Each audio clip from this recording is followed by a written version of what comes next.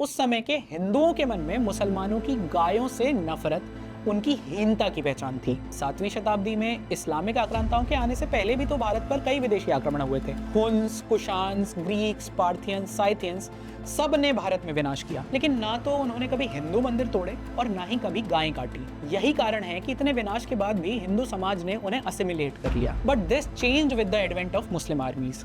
इस्लाम फैलाने के लिए उन्होंने गौहत्या को एक टूल की तरह यूज किया। इससे हिंदुओं के मन में उनके और बाकी विदेशियों के प्रति एक अंतर शुरू से ही आ गया था, जो हमें उस समय के ग्रंथों में साफ दिखता है। पृथ्वीराज तृतीय के जीवन पर आधारित 12वीं शताब्दी के संस्कृत ग्रंथ पृथ्वीराज विजय में घोरी वंश की उत्पत्ति को गो और अरि में तोड़कर समझाया गया है, जिसका अर्थ है गायों का शत्रु। यानी उस समय के हिंदुओं के मन में मुसलमानों की गायों से नफरत उनकी हीनता की पहचान थी। ऐसे ही 15वीं शताब्दी के ग्रंथ कानड़दे प्रबंध में भी अलाउद्दीन खिलजी की फौज को गौमांस भक्षी कहा गया है। गौमांस खाना और मंदिरों को तोड़ना, मुसलमानों की इन्हीं दोनों आदतों ने हिंदुओं के मन में उन्हें अलग और अशुद्ध बना दिया था, और इन समस्याओं के लिए हिंदुओं ने कई धार्मिक उत्तर भी खोजे थे। इसीलिए 10वीं शताब्दी के सिंध में देवल स्मृति नाम के एक धर्मशास्त्र में म्लेच्छ शुद्धि का अध्याय लिखा गया था। इसमें गौमांस खिलाकर, बलात्कार करके या गुलाम बनाकर मुसलमान बनाए गए हिंदुओं का प्रायश्चित और शुद्धि कर उन्हें समाज में फिर से सम्मिलित करने के धार्मिक उपाय दिए गए थे। इस बात का उल्लेख हमें 11वीं शताब्दी में गजनी के साथ भारत आए प्रसिद्ध ट्रैवलर अल बिरूनी की किताब अल हिंद में भी मिलता है।